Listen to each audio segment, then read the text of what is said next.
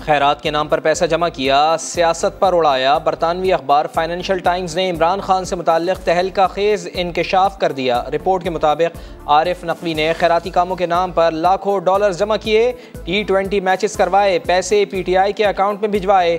आरिफ नकवी 2012 से 14 तक वुटेन T20 के सदर रहे। मेहमानों से 200 से 2,500 पाउंड फंड्स की दरख्वास्त की। शुरका को इस फंड रेजिंग का मकसद फलाही सरगर्मियाँ बताया गया। वोटॉन क्रिकेट को अबराज इन्वेस्टमेंट से 13 लाख डॉलर मिले। रिपोर्ट के मुताबिक अप्रैल 2013 में शेख नायान ने वोटॉन क्रिकेट के अकाउंट में 20 लाख डॉलर मुंतकिल किए, जो 2 किस्तों में पाकिस्तान आए।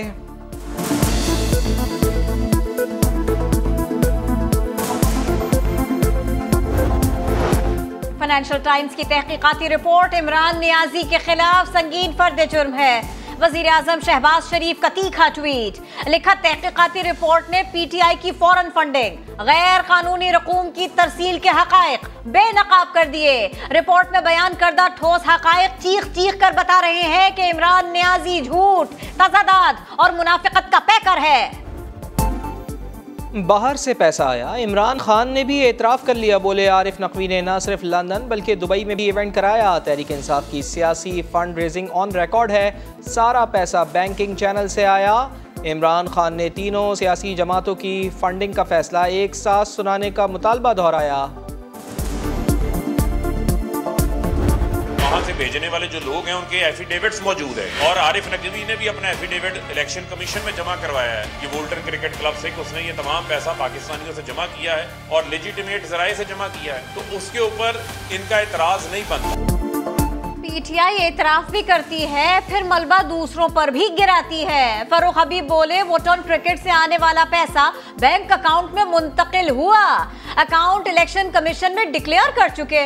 फवाद चौधरी की सारी कहानी का रुख आरिफ नकवी की तरफ मोड़ने की कोशिश। कहते हैं आरिफ नकवी ने इलेक्शन कमीशन में बयान हलफी जमा करवाया, फंडिंग को कानूनी करार दिया। अगर कोई गैर कानूनी काम हुआ है तो ये आरिफ नकवी और बरतानवी हुक्काम का आपस का मामला है। शाह महमूद कुरैशी ने कहा, हम पहले दिन से कह रहे हैं जिसे फॉरेन फंडिंग कहा जा रहा है वो फॉरेन फंडिंग है ही नहीं। इमरान खान हमला करता है इलेक्शन कमीशन पर, उस इलेक्शन कमीशन पर जो उसी की हुकूमत के अंदर बना था। हमला इसलिए करता है, उसको पता है कि फॉरेन फंडिंग की हकायक क्या है, उसको पता है कि इस मुल्क का हर इलेक्शन का कानून उसने तोड़ा है, हर फंडिंग का कानून तोड़ा है। इमरान खान की कोशिश ये है कि मैं गालियां निकाल कर जाती हमले करके इलेक्शन कमीशन पे दबाव डालूं कि मेरे खिलाफ रिपोर्ट शाया ना हो। इमरान खान ने इलेक्शन और फॉरेन फंडिंग का हर कानून तोड़ा। जाती हमले और गाली गलोच करना इलेक्शन कमीशन पर रिपोर्ट शाया ना करने के लिए दबाव डालने का हथकंडा है।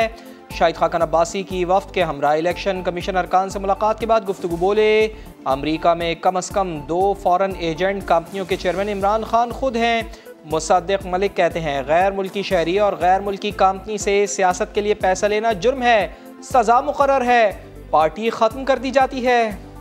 आरिफ नकवी साहब जालसाजी में और काला धन की मुख्तलिफ स्कीमों में पकड़े भी गए, इस वक्त जेल में हैं इंग्लिस्तान में। ये कुछ सिर्फ लंदन तक मुहित नहीं थी, गैर मुल्की कंपनी से भी और गैर मुल्की लीडरशिप से भी पैसे लेकर पाकिस्तान भेज देना और फिर भी सादिक और अमीन रहना। वाह!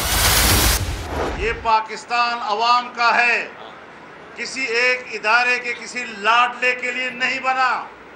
खुदा के लिए मेरे इंतहाई काबिल एहतराम चीफ जस्टिस साहब हों या सुप्रीम कोर्ट का कोई जज हो, इंतहाई काबिल एहतराम खैरख्वाही की बुनियाद पर कहूँगा कि खुदा के लिए तारीख में अपना नाम जस्टिस मुनीर और जस्टिस साकिब के साथ मत लिखो।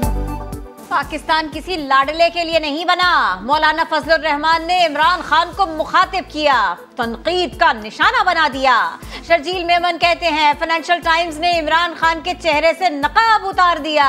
वजीर इत्तलात सिंध ने इमरान खान का नाम ECL में डालने का मुतालबा कर दिया। फाइनेंशियल टाइम्स की रिपोर्ट के बाद इमरान खान के चेहरे पे जो जाली शराफत का नकाब था वो बहुत बुरी तरीके से उतर चुका है। फौरी तौर पर इमरान खान का नाम एग्जिट कंट्रोल लिस्ट में डाला जाए। आज ये जो रिपोर्ट आई है ताज़ा तरीन, इमरान खान को इस्तीफा देना चाहिए पार्टी की चेयरमैनशिप। वो किस बुनियाद पे अपने आप को डिफेंड कर सकता है? ये जो कुछ फैक्ट्स आए हैं फाइनेंशियल टाइम्स में, नहीं कर सकता। उसने झूठ बोला है इलेक्शन कमीशन के साथ।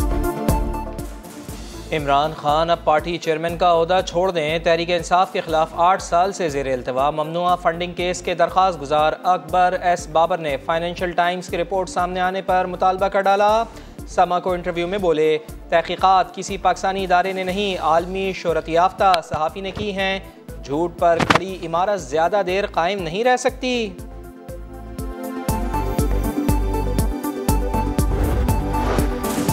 मईशत की बहाली और इस्तेहकाम कमीशन, आर्मी चीफ मैदान में आ गए। जनरल कमर जावेद बाजवा ने नायब अमरीकी वजीर खारिजा से राबिता किया।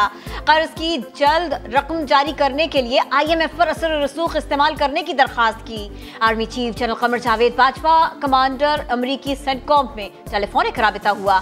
सिपाह सालार ने कहा, पाकिस्तान अमरीका के साथ ताल्लुकात को कदर की निगाह से देखता है।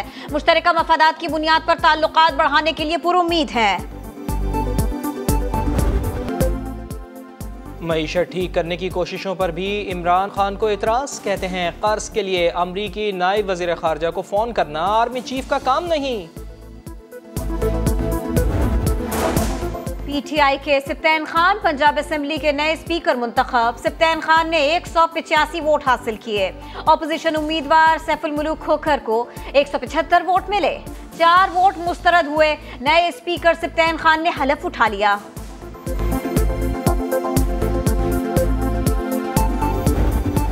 हमजा साहब क्या कहेंगे आज वोटिंग में? हमजा साहब क्या धांधली हुई है? हमजा साहब क्या धांधली हुई है कि नहीं? नंबर बैलेट पेपर पे थे और हमारे लोग जा रहे हैं। जी हम चैलेंज करेंगे। साबिक वज़ीर आला पंजाब हमजा शहबाज ने स्पीकर पंजाब असेंबली के इलेक्शन को अदालत में चैलेंज करने का ऐलान कर दिया। बोले, बैलेट पेपर्स पर सीरियल नंबर दर्ज किए गए थे ताकि पता चल सके कि वोट किसको कास्ट किए गए। राना मशहूद कहते हैं, पंजाब के अवाम के साथ आज फिर धोखा किया गया। इलेक्शन में आइन और कानून का मजाक उड़ाया गया। स्पीकर पंजाब असेंबली सिप्तैन खान की ज़ेर सदारत इजलास। डिप्टी स्पीकर पंजाब असेंबली दोस्त मोहम्मद मजारी के खिलाफ अदम एतमाद की करारदाद पेश कर दी गई। वोटिंग का अमल जारी।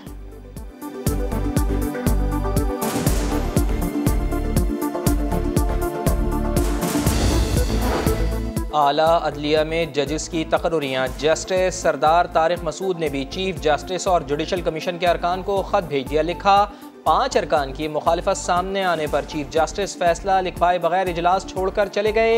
इजलास के मीटिंग मिनट्स जारी किए जाएं। चीफ जस्टिस की हिदायत पर जुडिशल कमीशन इजलास की ऑडियो रिकॉर्डिंग जारी कर दी गई।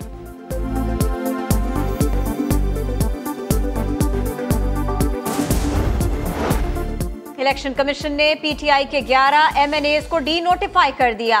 तहरीक इंसाफ ने इस्तीफों की मंजूरी को गैर कानूनी करार दे दिया। कासिम सूरी कहते हैं, ये इस्तीफे तो वो पहले ही मंजूर कर चुके थे।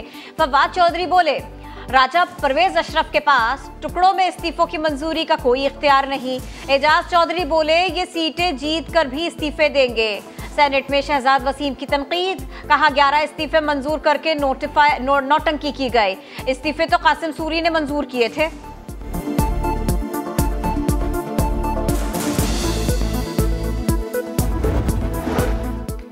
ज़िमनी नहीं, नए आम इंतखाबात पर मामला तय पा गए। शेख रशीद का दावा। बोले, रवा साल अक्टूबर में इंतखाबात की तारीख। नए इलेक्शन कमीशन और निगरां हुकूमत का फैसला कौम जल्द सुन लेगी। करंटीना वाले भी इंतखाबात पर मान गए हैं, सिर्फ फजलुर रहमान रह गए हैं। PTI ने अदम बर्दाश्त की इंतहा कर दी। लाहौर में सियासी रहनुमा शोएब सिद्दीकी की रिहाइशगाह पर PTI कारकुनों ने हमला किया। पुलिस का एक्शन। 3 नामजद और 10 नामालूम अफराद के खिलाफ मुकदमा दर्ज करके 2 मुल्जिमान को गिरफ्तार कर लिया। मजीद गिरफ्तारियों के लिए छापे जारी। लीगी रहनुमाओं का शोएब सिद्दीकी से इजहार यकजहती। 10 दिन मुसलसल महंगा होने के बाद डॉलर की बढ़ती कदर को ब्रेक लगी। इंटरबैंक में 56 पैसे सस्ता होकर डॉलर 239 रुपए 37 पैसे का हुआ। जियारत ऑपरेशन और लापता अफराद की हलाकत के नाम पर धरना और प्रोपेगेंडा बेनकाब। जिस शख्स को मुर्दा करार दिया गया वो जिंदा सलामत मंजर आम पर आ गया। जहीर अहमद ने अपने नाम पर धरने को ड्रामा करार दे दिया। मुशीर दाखिला ज़िया लांगू कहते हैं लापता अफराद के अहले खाना के तमाम मुतालिबात मान लिए। हुकूमत के रेड जोन में धरना जारी रखने का कोई जवाज नहीं है। हुकूमत के सब्र का इम्तिहान न लिया जाए। तूफानी बारिशों ने बलूचिस्तान में तबाही की दास्तानें रकम कर डाली। हादसात में मजीद 23 जानें चली गईं। सिंध को बलूचिस्तान से मिलाने वाला हब पुल टूट गया। सैलाबी रेला उथल का पुल भी बहा ले गया। हज़ारों लोग महसूर होकर रह गए। खाने पीने की चीज़ों की किल्लत हुई। कोयटा के इलाके हन्ना उड़क में डैम का बंद टूट गया। मुतादिद इलाके ज़ेर-ए-आब। मवेशी बह गए। मकानात तबाह हो गए। पाक फौज इमदादी सरगर्मियों में मसरूफ़ है। टीम समा मुतासरीन की खबर देने के लिए बलूचिस्तान में मौजूद। वज़ीर आला सिंध मुराद अली शाह का वज़ीर आला बलूचिस्तान से रब्ता। सैलाबी सूरत हाल में हर मुमकिन ताउन की यकीन दहानी।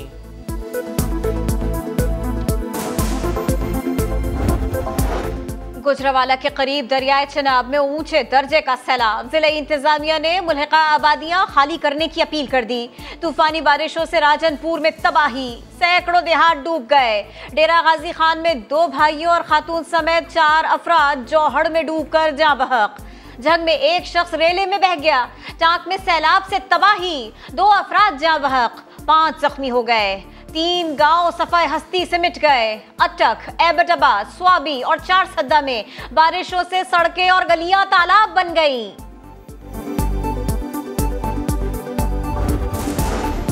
कराची की कहानी, हर तरफ काला पानी। सदर की सड़कें बारिश और सीवरेज के गंदे पानी में डूब गईं। सबसे बड़ी होलसेल मार्केट जोड़िया बाजार में भी बारिशों के बाद गटर का पानी जमा। कारोबार ठप होकर रह गया।